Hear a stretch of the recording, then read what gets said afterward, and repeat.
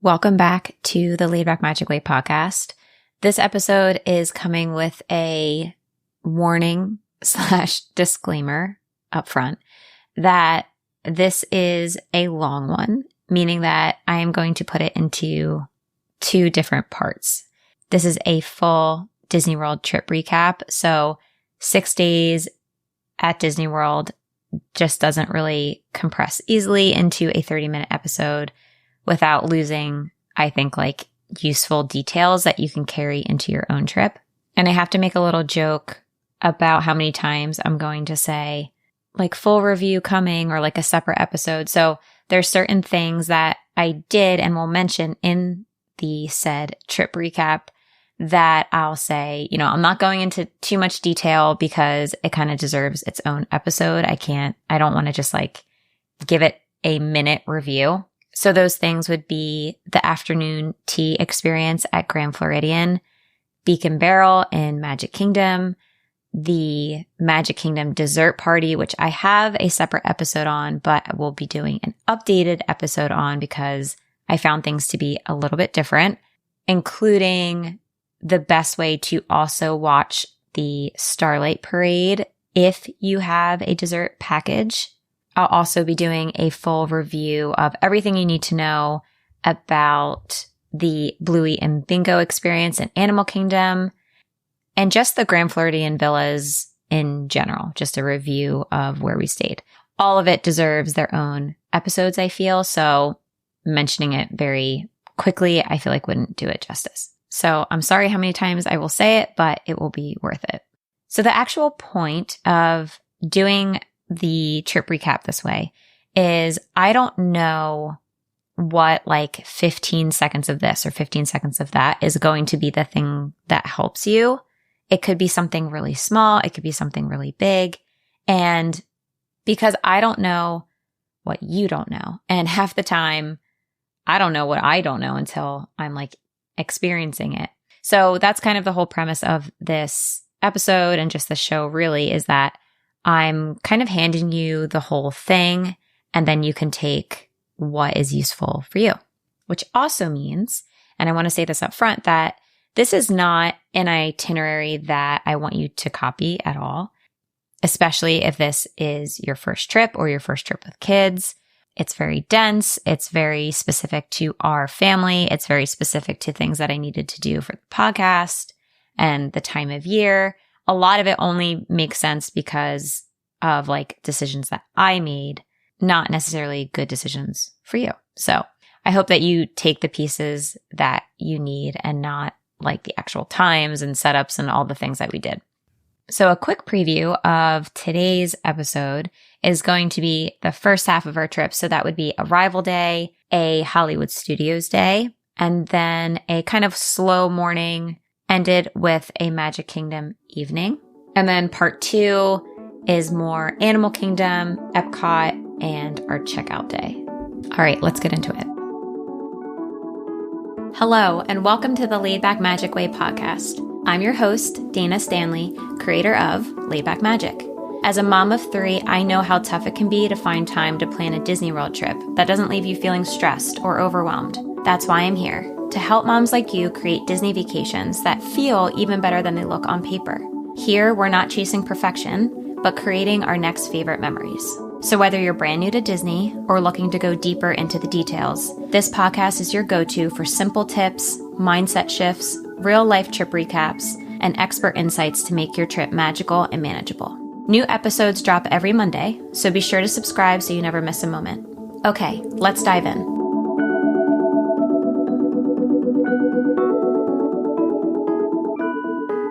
So a quick refresher for anyone joining without having listened to previous episodes, I'm going to have them linked in the show notes because this entire trip started way back as just a pencil sketch back in the spring of my non-negotiables of what I wanted for the trip and also things that I could not change seasonally that were going on in Disney World.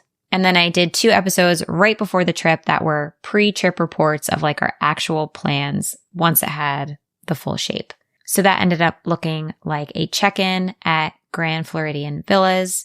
Then our first park day was Hollywood Studios, followed by Magic Kingdom. Then we had an Animal Kingdom day that kind of hops into Magic Kingdom.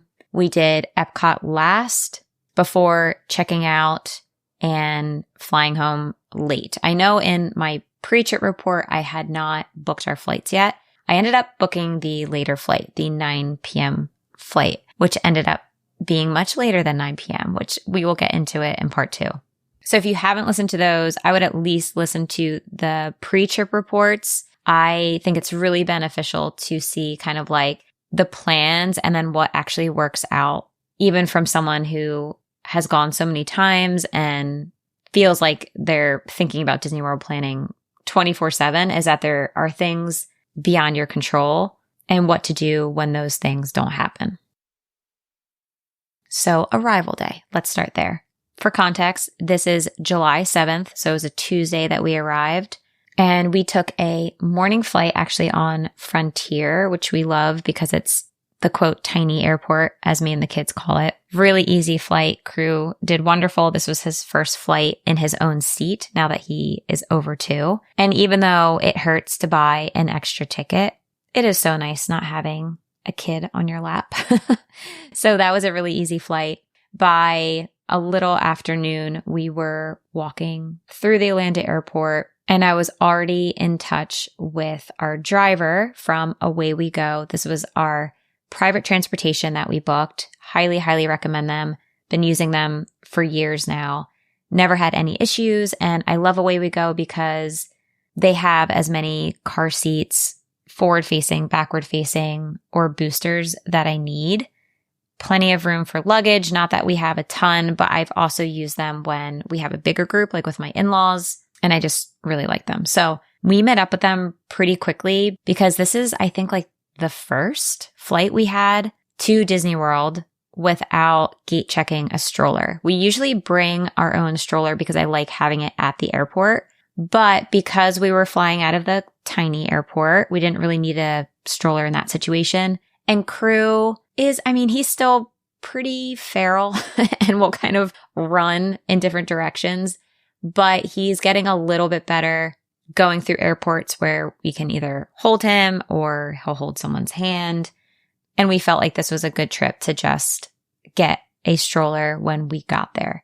So it was really nice coming off the plane. I hadn't really thought about it of like, we usually get off the plane and then we have to wait for the stroller. We are a carry-on only family, which you probably know by now. So we didn't have to wait for our bags or the stroller. And that was nice. Like just getting off the plane and meeting up straight with our driver at Away We Go and getting on the road. So literally by 12:30, we were already in the car, and Crusoe, the 2-year-old, and fell asleep pretty much right when we were pulling up to the Grand Floridian, which is very on brand for him. But if you're looking for easy transportation to and from the airport, highly recommend Away We Go. I'll leave a link for them in the show notes. And remember, if you are a Laid Back Magic member, they're already really affordable, but you get 10% off with the code in your discount book. So this stay was in partnership with DVC Rental Store. So we were using rented DVC points. I'm not going to get too much into that into this episode, but something that I wanted to mention that was a little bit different when it comes to check-in is non-DVC rooms, check-in is typically at 3 p.m., but with the villas and DVC, check-in is at 4. So I had very, very low expectations of when we were going to get a room because for a long time, like we're just used to DVC, I haven't had an early room in a while. Like the last couple times, like if check-in was at 4, we got a room at 4. And times that I've like depended on getting a room early, like maybe we had an even earlier flight or I really wanted Crew to take a nap in the room by like 2, that's when it didn't happen. So of course, because I didn't need it to happen, so of course we got our room right away. But it was nice because we didn't have to leave our bags with the bellhop to go to the pool. We literally just brought our bags straight up to our room. We were in the room by 1:26. I took some videos of the room before it got torn apart, and I called down to the bellhop to bring up our Instacart order, unpacked that really quickly. Point of the trip sometime I feel like this is one of my favorite times of the trip, is just kind of like getting settled in and the girls are all hyped up on the room, which we loved. And it was exactly, I booked the room very specifically. I have an episode all about the floor plan and why I picked this room and not that room. So it was exactly what I expected and everything kind of fit where I wanted it to go. And around this time, I got a text from our Baby Quip delivery. So I mentioned that I decided to renting a stroller this time versus bringing our own. And I used the same girl, Alexa, that I used back when Crew was a baby. And I needed like a very specific stroller that was good for a newborn. This time I rented the same stroller that I own, the Zoe Twin double stroller. It's a side-by-side. It's our tried and true. Alexa rents it out. She was down at the lobby right at 2:00. And someone had mentioned and asked me on Instagram, because Away We Go also rents out strollers now as well, and like why I didn't just rent a stroller through them. I certainly could have. When I first found Alexa, so she's like a local mom, married to a firefighter. Her and her husband do this, run this business together. Away We Go was not offering that. And I have no problem spreading business around to two different moms that are running their own businesses. And if I had needed a crib or bath toys or a white noise machine, like she rents out all of the things. And that was the one thing that I have to call myself out on, is I forgot to add stroller hooks. I easily could have added like an accessory package to the order, but I completely spaced and was a dummy. And just a reminder, you need stroller hooks so bad. The whole trip, we felt like we were like missing an arm or something without stroller hooks. We're just so used to them being on ours that I almost forget that it's not part of the stroller. They've been there so long. We were already changed and at the pool by 2:30. I already had lunch ordered from just like the beach pool bar there at Grand Floridian at the main pool. We had our first sunshine margarita with salt of the trip. And that's really like where vacation kicks off for me. Like once I'm at the pool with a margarita, the kids have their swimsuits on, I'm good. We did it. We handled the flight. We checked in. It's only uphill from here. I am also reminded that the pool with 3 kids and eating and like relying on that for a meal doesn't usually work the way that I think it will. And I'm going to continue to do it. But the kids barely eat. Like it's very time consuming and a little chaotic between like the splash pad being separate from the main pool, bringing your food back and forth. My oldest and my middle really wanted to keep doing the slide over and over. So like they were kind of in a different section than the toddler. So I don't want to make it sound like it's this relaxing, like, oh, I had a margarita by the pool. It is very chaotic, I will say. But we got solid pool time on this arrival day. Like we all got in, we all got on the slide. Crew did not like the slide. He was terrified, but he did try it. And then after the pool, we went back to the room just to get out of our wet clothes.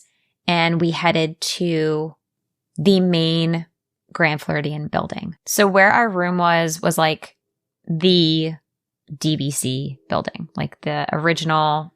So you have to exit and then walk over to the main building of the Grand Floridian to get on the monorail, take the bus, get coffee, or eat at any of the restaurants. And I will be going into much more details about how I feel about this in an upcoming episode. But this was our first kind of trek of like, let's go over to the Grand Floridian. By now, it was approaching dinner time, but we checked out some of the shops. I found a long sleeve, like a denim long sleeve that I really, really wanted that I ended up coming back for. We ended up just doing a quick, easy dinner from Gasparilla Island Grill. This is the quick service / cafeteria style food that you can grab over at the Grand Floridian. You can also mobile order as well. I actually didn't mobile order once from here because it was kind of far from our room. It wasn't like an easy mobile order. Colton goes and gets it and comes back and we eat it in the room. it was easier to just go and order and sit down and eat. And the food was fine. They have kids' meals with Uncrustables and chicken fingers, mac and cheese. My kids actually really liked the mac and cheese. Me and Colton really liked the make your own salad. It's almost like a Salad Works, for lack of a better comparison. And typical burgers and flatbreads that you could get. Not amazing, not bad. It was starting to kind of cool off by then. It was maybe like 6 o'clock. So we actually ate outside, which is fun because you have a little view of Cinderella Castle. So we sat outside and ate before heading back to the room for a much needed early bedtime. A few weeks before this past Disney trip, I sent my husband Colton a link on Instagram to something that I wanted to buy, followed with a little sigh. But then a couple days later, a package from Wit's Whimsy magically just showed up on our doorstep when he surprised me with the shirt that I wanted. Wit's Whimsy is my friend Whitney's shop, and she curates secondhand and vintage Disney tees and sweatshirts, actually over 300 different pieces, all already sorted through, so neither of us has to spend hours scrolling the entire internet for just one gem. That's really the part I love the most. It's that it's not just things for me. It's stuff for the dads and the kids too. So when Colton wants to surprise me or grab something for himself, he's picking from pieces that already feel like us. If there's a tee you've had your eye on, or maybe there's someone in your life you could just maybe send a link to, check out witswhimsy.com or click the link in the show notes. Don't forget to use the code LAIDBACK to save 15% on your first order. Because we got an early start for our Hollywood Studios day. So I want to tell you about the lightning lanes that we walked in with, or woke up with, I should say. So I had a lightning lane for Mickey and Minnie's Runaway Railway, booked for 9:25. I had Alien Swirling Saucers for 11:30. A Rise of the Resistance single pass for 140. And I also had a Toy Story Mania Lightning Lane booked for 3:10. So I did not like that 3:10. I wanted it at 11, around there. So it would be nearby Alien Swirling Saucers. Those are both in Toy Story Land, so you want them as close together as possible. The other big demand Lightning Lane is Slinky Dog Dash. We did not want to ride that on this trip. So just for context of why you're not going to hear me talk about that, a lot of people do because they want to get on it. We just happen to not want to get on it on this day. So to fix my Toy Story Mania Lightning Lane situation, what ended up helping was Standby Skipper. So this is a third-party app that you can pay for, and it will connect to your My Disney Experience account and act kind of as another person or a friend that will book lightning lanes for you. I've been using Standby Skipper since they started, I guess, in the Genie Plus days. So I was already very familiar with it. I should probably do some type of video or training on how to use Standby Skipper. It's very affordable, especially if you have grabbed my Lightning Lane Toolkit. There's a $5 off code in there. So it's $45 for the whole week, and it covers up to 12 people on your family and friends list. Only one person has to buy it. So if you have a vacation that's more than a day, it's totally worth it. And then you get the $5 off with my toolkit. It's $40. It's kind of a no-brainer. So what I ended up doing for Toy Story Mania is I actually canceled it. And that's kind of a, I guess, risky move because worst case scenario, I could have gone back and ridden it with a Lightning Lane at 3:10. But I knew that that was going to be kind of towards the end of our park day. Didn't want to do that. I canceled it right when I woke up and made that decision, maybe around 7. And by 7:30, Standby Skipper had already grabbed a Lightning Lane for 11:15. This is something that I was not able to modify. I was not able to get anything earlier than 3:10. It was sold out for the day. So getting that for exactly the time that I wanted was already a win before we walked into the park. We ended up getting to Hollywood Studios on the early side, which is what I wanted to do. We needed to pick up our annual passes at guest services. And I wasn't sure how long that was going to take, and I definitely wanted to make early entry. I don't always remember to do it, but thankfully, when we were kind of like leaving our room, I checked the My Disney Experience app for the bus times. So this is a great tip. Once you're checked in at your resort and you go into your My Disney Experience app under your reservation details, it'll have a little tab that says bus times. It only shows up once you're there and checked in. And it only works from resort to park, not park to resort. And it's really helpful. Like if I know that the bus is going to be there for Hollywood Studios in 2 minutes, we can kind of rush. Versus if you know the bus isn't going to be there for like 20 minutes, maybe you have time to grab coffee or you don't have to go and like sit for 20 minutes at the bus stop. And that's what ended up happening is like it was right on the cusp of when we left. So I said to Colton, like, if we hurried up, like there's a bus coming in. I forget how many minutes it was. So when we walked up, we literally just walked right onto the bus. Then when we got to Hollywood Studios at guest services, there was no one in line. So 2 lucky timings. So we got there while people were already waiting in line and being held at the gate to rope drop. So we ended up actually accidentally being at the front of the line because the cast member, after we handled our annual passes, gave us a little card that we could give to the cast member at the front that let us skip the line. So we didn't have to go all the way to the back. I have never had this card before. I'm not saying that they do it all the time, but we got this card. So instead of having to go to like the back of the line of everyone rope dropping, we were right at the front, completely by accident. So you may remember from my pre-trip plan was if we got there for early entry, we would try to ride Rock and Roller Coaster first thing in the morning because my backup plan was to just book it the day of if I could. So we're like first people in the park. Yeah, let's go to Rock and Roller Coaster and bang this out. And wouldn't you know that Rock and Roller Coaster was down. So this is kind of exactly my argument for rope dropping. If we had been standing in that line with everyone else, you know, with minimal shade, not much to look at, with the kids being antsy, obviously we skipped that part, but that was, you know, an odd, lucky thing. You know, because people were waiting there probably 30 to 45 minutes, and then you rush to this ride, and people were like ticked off that it was down. There was people that were banking on rope dropping that. Then they kind of don't know what to do, or they're frustrated, or I think a lot of them just kind of bolted to Slinky Dog Dash.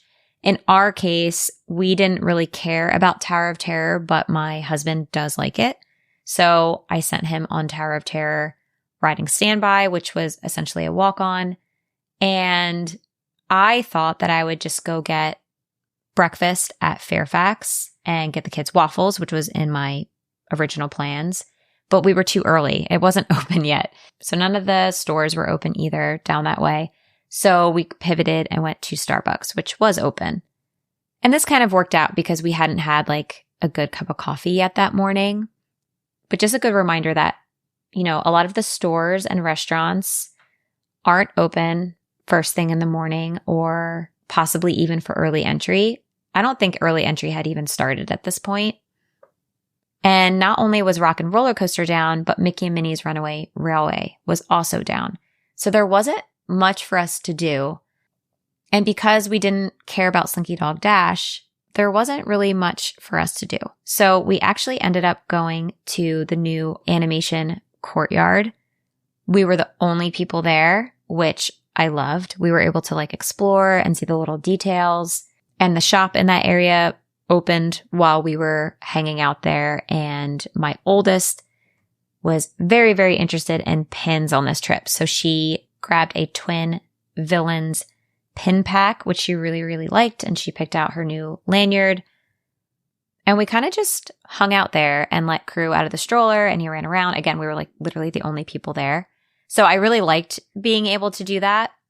And I checked my phone, and Mickey and Minnie's Runaway Railway had opened up. So even though I had a lightning lane for it at 9:25, that was still like an hour away. And again, we didn't really have anything that we wanted or needed to do. So we decided to just hop in the standby line. And that was essentially a walk-on. Thankfully, it didn't go down again. So now by the time we got out of Mickey and Minnie's Runaway Railway, we used the restroom. It was almost time for our lightning lane. We could have easily just literally gone on again using the lightning lane. It's a ride that we love and like it'd definitely be worth doing twice. But there was a Frozen sing-along show about to start that was definitely on my list because my son loves the song Let It Go. So we did something that I actually do all the time, which was instead of canceling the lightning lane, I actually just scanned into Mickey and Minnie's without riding it. The cast member doesn't care. I just said, can I just scan these so that I can open up another tier 1 lightning lane? But we don't want to get on. He doesn't care. And if that sounds strange, that's exactly the kind of thing I teach inside of my guides because it makes sense once you know like the mechanics and the why behind it. Once it saw we were, quote, scanned into Mickey and Minnie's Runaway Railway, Standby Skipper grabbed me a lightning lane for Millennium Falcon. If you know my 10-year-old and you listen to the 10-year-old's episode, you know that this is her number one ride. I absolutely had to get it. I was confident that if I scanned in around this time, that it would give me a lightning lane around our Rise of the Resistance single pass, and it did. So that worked out beautifully. And I got that notification while we were at the Frozen sing-along, which we all really like and already needed like a break in the air conditioning, to be honest. We actually ended up going back to Animation Courtyard to catch the Mickey Mouse Clubhouse show, but I got the time wrong. I was 15 minutes off. So like, I forget if I thought it started at 11:15, but it was actually 11. I think I was getting the show times for the Frozen show in my head. There's a lot of times going on in my head. So we missed it and it ended up being okay because we got to see the courtyard like hopping. Like there was characters out. There was Goofy and Donald. I think they were doing yoga and they were doing like games. The cast members had the kids doing different games. I was able to check out the new baby care center there and it all worked out and we ended up going back. But just a reminder that even someone who thinks they have everything planned down to a T can mess up a showtime every now and then. So we ended up heading to Toy Story Land. And I feel like whenever I'm going anywhere in Hollywood Studios, like if we're going to Galaxy's Edge or Toy Story Land, I'm like preparing for a trek in like a wagon across the country. I'm like setting up the stroller, like putting the blinds down and the fans on and the cooling towels and everyone has water. I'm like, are you guys ready? Like, I don't know. It feels so hot and far walking around there in the summer. So we had a little bit of time to kill before our Toy Story Mania lightning lane. So I ended up getting a little snack and an adult beverage over at Woody's Lunchbox. I ended up seeing a listener of the podcast who came and said hi, which is always really fun. And the highlight of the trip is that I beat Colton in Toy Story Mania and he wasn't sick and he didn't have a baby on his lap and I didn't have a baby on my lap. Crew actually had his own little trigger gun and I was best in vehicle. I got the highest points.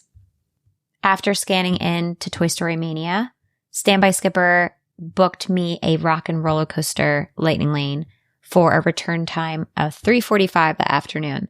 So that ride had been completely sold out. I was being optimistic, especially because we didn't get to ride it during early entry because it was down. This was the backup and the backup worked. So I was very happy about that. And just to give more context, I am telling Standby Skipper inside the app, I am setting up an alert for it to do these things. It's not like reading my mind, but I'm able to do that while, you know, we're sitting in Frozen or something during the show. I can like quickly put in an alert, or I can do it on the bus ride there, or I can do it while the kids are running around on the grass, like on my own time. and it's running in the background all the time versus me trying to find a lightning lane that opens up. I'd have to be on my phone literally the entire time. So that was a big win before riding alien swirling saucers because Crusoe is actually tall enough. I wouldn't say that he loved it. The video is actually really funny. He didn't hate it, but I'm curious to see if he's going to want to go on it again. From there, we had to do a little bit of a swap situation for the girls to ride Millennium Falcon because Crusoe is not tall enough. So because we all had lightning lanes for it, we didn't set up rider switch or anything like that for like a kid to ride twice, which you could certainly do. But for us, it was just easier for Colton to head to Millennium Falcon with Story, our oldest, and I took the two little kids back to the Mickey Mouse Clubhouse show that I botched up the time for earlier. So I want to say this was like the noon show or maybe like the 12:15 show. And it was packed. Might be something that I would book a lightning lane for. We were on like the outer skirts. It was hopping. I think everyone just needed like an afternoon break from the heat because it was really, really hot by then. And I'm not doing like a full review about this, so I'll just tell you.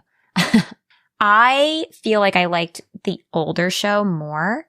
It could have been because we were like not at the stage and we were kind of far away. So I'll give it another try. But I didn't really love it. My kids didn't go crazy for it. I don't know if it's something that I'll absolutely have to go see next time, but it is Mickey and it is great for toddlers to like dance around. I feel like my kids interacted more with the old show and were like dancing more, but it could have just been like the day. So I'm not rating it off or anything like that, but that was just my experience.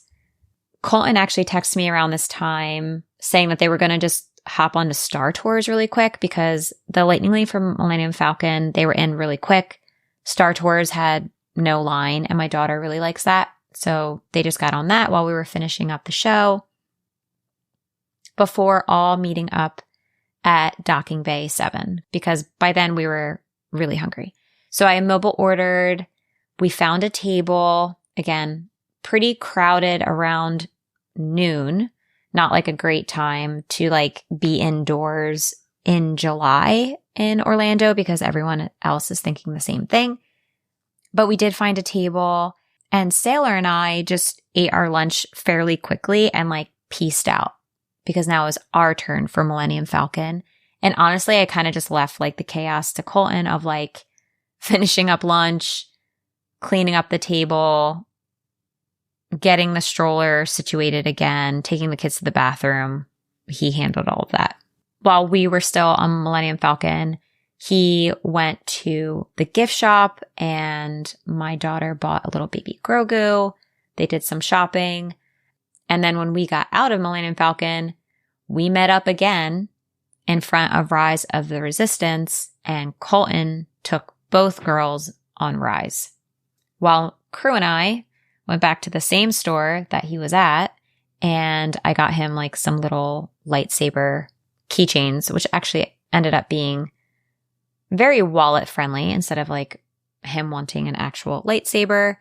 And I am dragging this part out a little bit to convey to you that the switching of back and forth in kids takes a lot of time. Like even them on Rise of the Resistance, it's a long ride.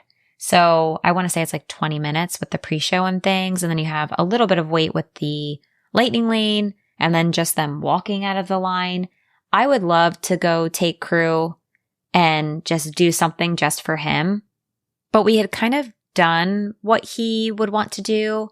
And it was very hot. So me walking anywhere outside of Galaxy's Edge was like a production. And I walked so much already this day of just going back and forth between like the courtyard and Toy Story Land and Galaxy's Edge.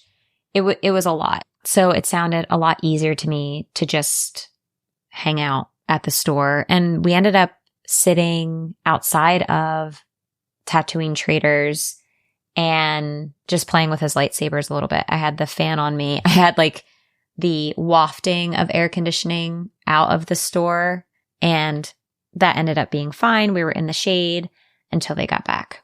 Now, at this point, it would be my turn to ride Rise of the Resistance.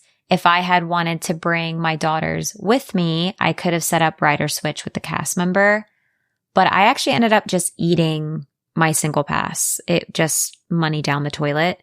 Like at that point, it felt like we hadn't been together doing anything in so long. Poor Crusoe was just kind of killing time in stores and air conditioning, and not that he cares or minds. He was happy as a clam. But for me to now go on this like 20-minute ride while nobody else is doing anything, I would rather go do something else. I've ridden it before. Again, this is very my family specific that I was like, no, I don't really care enough. I'm just going to skip it. Could I have gone to guest relations and explained the situation and asked for a refund? Yes. Did I? No. Now, the one that actually hurt the most of like pre-trip plans versus reality is that I was coming up on the 2-hour window to cancel our Citricos dining reservation. I want to say it was at 5, which was a little on the early side, but it was like 2:58, and I had to decide if I was going to rush back to Grand Floridian, get ready, and take the kids to Citricos or cancel.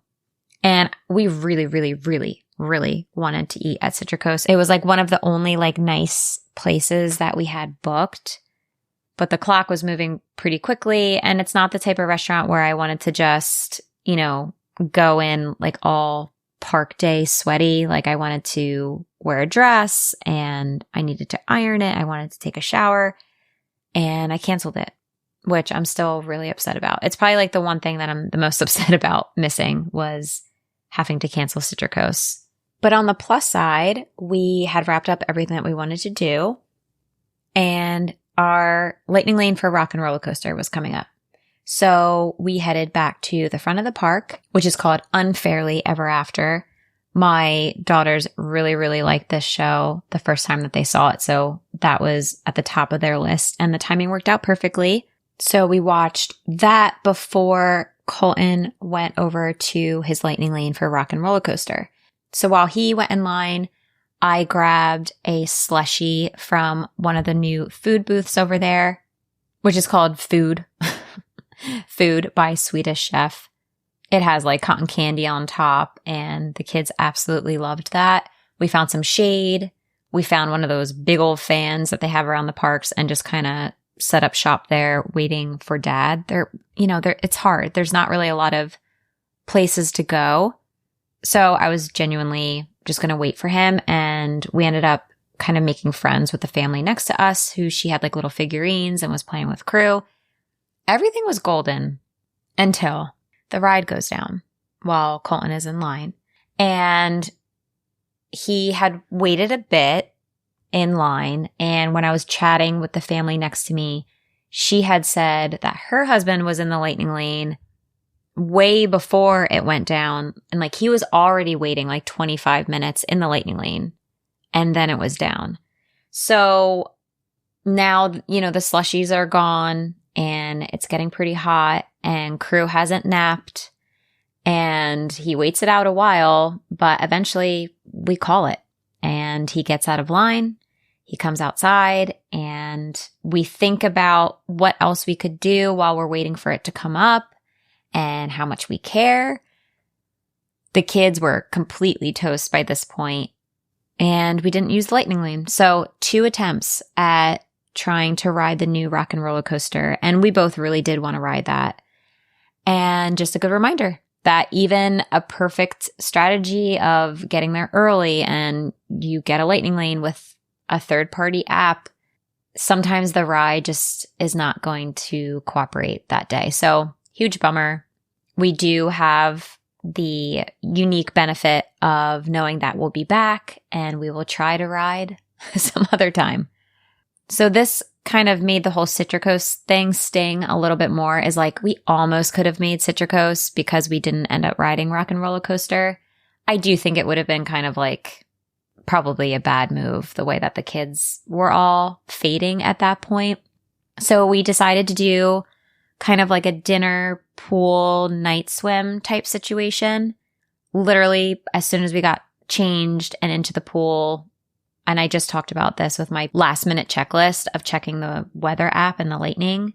Sure enough, there was lightning. We got kicked out of the pool as soon as our food got there.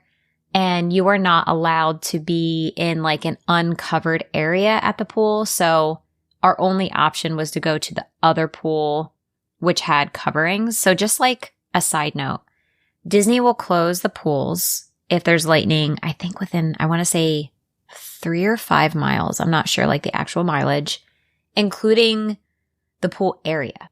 And we're like wet at this point. Like it was just enough, kind of the worst timing. I kept saying the whole trip, we had like the best timing and then like the worst timing. Like we were hitting things just right and just wrong. And this was like 10 minutes that I would put on like the worst parts of the trip. It was really loud thunder and very bright lightning that was freaking out my littlest one and kind of my 6-year-old too. I think it's because we got kind of caught in the middle of a big storm right before we left here in New Jersey on the beach. It was literally like a squall. And when they heard lightning at Disney, they were like very scared versus other times. They've never cared about thunder. I think they were just waiting for like a storm to come. So like was kind of like over the whole situation, like let's just go back to the room and bring our food. Colton was kind of like, no, it'll blow over. Let's go to the other pool. And it was kind of a hot mess for like 10 minutes before we went back to the room. We had a long day. I know that I had a long day. Where it kind of redeemed itself is how it played out is I took Crusoe back up to the room to start getting ready for bed. And Colton took the girls back out just to kill some time before the fireworks. Their plan was to watch the fireworks from where I said down at Gasparilla Island. Story really fell in love with their lemon blueberry tart. She probably had like 5 over the course of the trip. So he went down and got them a tart. Then he took them to get a drink at the Enchanted Lounge, which was really funny. It was just him and a cocktail and 2 little girls, but they loved it. And the girls were texting me like very aesthetically Instagram worthy photos of the lounge and of the sign and of his cocktail. So they were having a honky-dory time with Dad while crew was getting some much needed sleep.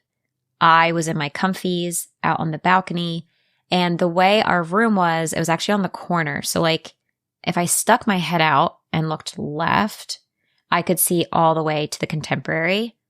Couldn't quite see the castle, but I could see the Contemporary. And then catty corner, I could see the Polynesian Tower, the Polynesian. And then right in front of our balcony was the monorail. So I really loved sitting on the balcony this trip. It was high up enough to really get a cool view, but not too high where it freaked me out. So I just sat on the balcony and literally was watching a storm roll in, which was pretty cool. But the problem was that the lightning canceled the fireworks that night. So it kind of ruined Colton and the girls' whole plan. And it reminded me of like, oh yeah, it's summer. There's going to be lightning probably every late afternoon, evening while we're here. And then I got a little nervous about us watching fireworks later in the week. But don't worry, because it all ends up working out. So that wraps up part 1 of my trip recap, which actually was even longer than I thought it was going to be. I thought it was going to be long, and it was longer. But I hope something of what I've mentioned you can apply to your own trip when it comes to your arrival day, or maybe a Hollywood Studios day where you get there super early. And again, none of this is a template. Next week is going to be all about the Magic Kingdom Halloween parties. So part 2 will be after that episode, but it is something that we have to talk about right now because the Halloween parties are starting. Thanks for listening, and I will see you next week.